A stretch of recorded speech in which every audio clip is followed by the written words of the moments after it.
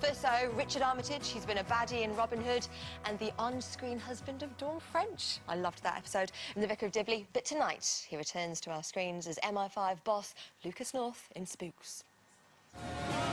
What's with the prostitute, Captain? Would you like the blonde?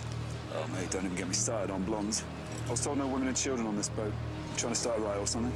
Mr. O'Hare, I can't deny my men a chance to make some extra money.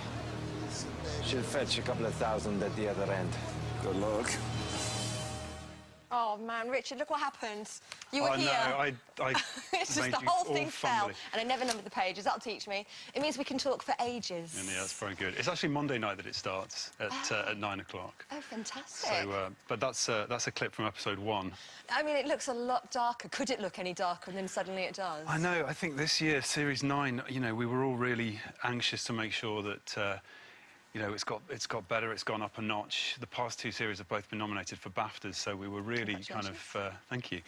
We were really kind of trying to make it as exciting as possible, and it really was like shooting sort of 2 episodes was like shooting a feature film, and well, why don't they make it a feature film? Surely that's the most automatic transition for it. You're right, and we sat there a lot having discussions about whether to make a movie of Spooks, and of course it's a fantasy, but we'd like to do it. Anything's possible. It would be good, wouldn't it? It would be good. It would be good. Now, talk me through these tattoos. Girl Oh, chat now. yeah. We want to know all about it. Are they real? Come and find out. That's my chat-up line. There's the chat-up line. So that would probably work. No, they're not real. They're a kind of transfer system, but it takes about 2 hours to put them on. I'm looking at the picture there. 2 hours? Yeah. Well, it's front and back, and some of them are airbrushed. And the back is... but they've all got kind of significance. Why does it take so long? Can't they just stick the transfers on? They have to just be done very carefully, and then you have to kind of make sure that... Because usually I've got clothes on top, so they kind of break up if it kind of... there's any friction going on. OK, OK. That's where I'll stop there. I don't need a script to tell me to stop there. I mean, you play such a mix of characters, which must be really exciting as an actor. Yeah. And obviously we know you from Robin Hood. You love playing the baddies, don't you? You know what? It is good fun playing the baddies, and I think when you play a bad, dark character, the writers get, especially on Robin Hood, the writers got very excited about, you know, what storylines they could come up with for me and Lily Allen's dad. Lily Allen's dad. He has no name anymore.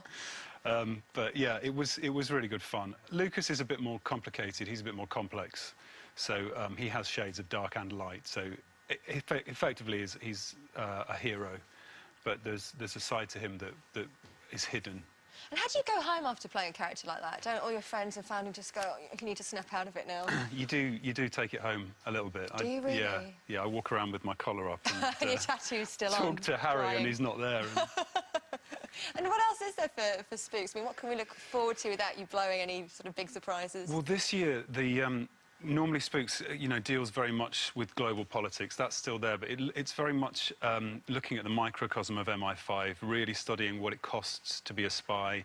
Do you ever get to go and visit MI5? We didn't. When I first went in, we sat down with some guy from the CIA and FSB, so we had America and Russia talking at us, and we kind of found the middle ground for MI5. But it must be quite insightful for you.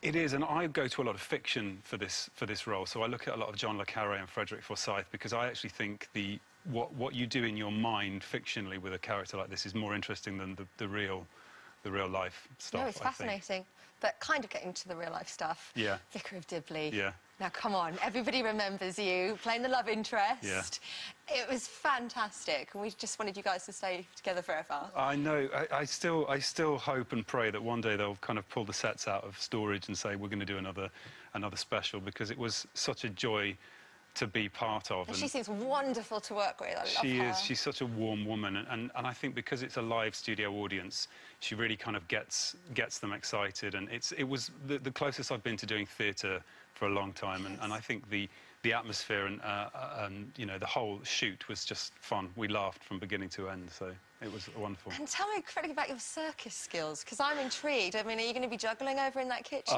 Yeah, I'm going to have a go with those kitchen knives, actually. Oh, the knives, juggling them. Yeah. Yeah, it was my first job ever. It was a way of me getting an equity card. Do you know, I knew you were going to say that, to get the equity card. You've done it, haven't you? We've all been there. We've all been there. Yeah. I had to be the voice of a raspberry. Right, there you go. So I didn't know what was in store for me. I kind of went over, there was a contract, there was an equity card. I got there and you got it.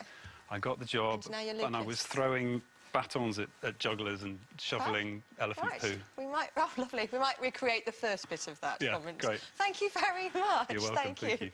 Right, we'll be seeing more of him in just in a second.